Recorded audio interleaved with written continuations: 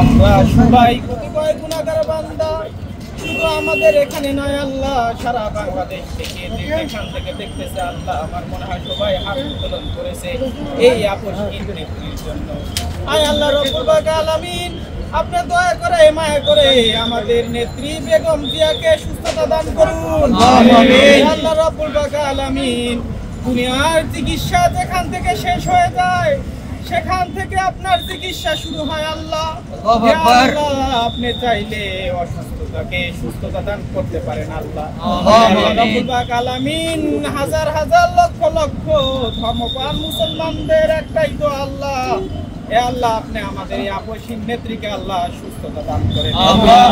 আল্লাহ রাব্বুল আলামিন, আপনি জানেন মাওলা, তিনি যে নির্যাতিত ছিল, হে আল্লাহ তিনি যেই পরিমাণ নিপীড়িত ছিলেন আল্লাহ, তার আর কোনো পরীক্ষা নিয়েন না আল্লাহ, এই শেষ বয়সে এসে আপনি তাকে সুস্থতা দান করুন। আল্লাহ রাব্বুল আলামিন, আপনি তাকে শিফায়ে কামিলা আজেলা দান করুন। আল্লাহ রাব্বুল আলামিন, আমাদের বাংলাদেশের একজন আইডল নারী নেত্রী আল্লাহ, হে আল্লাহ রাব্বুল আলামিন, তাকে আপনি আমাদের মাঝ থেকে এভাবে নিয়ে যান না। হে আল্লাহ রাব্বুল আলামিন, আপনার কাছে আমরা লক্ষ লক্ষ মানুষ, হে আল্লাহ কোটি কোটি মুসলমান আল্লাহ, দুইখানা হাত উত্তোলন করে বলি আল্লাহ আপনি আমাদের দোয়াখানি কবুল আর মঞ্জুর করেন। আল্লাহ রাব্বুল আলামিন, তিনি যেন সুস্থ হয়ে মাওলা আবার আমাদের মাঝে ফিরে আসেন আল্লাহ, সেই তৌফিক দান করুন। আল্লাহ রাব্বুল আলামিন, আপনি আমাদের এই দেশে আল্লাহ যে দুর্যোগ, যেই পরিমাণ আল্লাহ আমাদের দেশের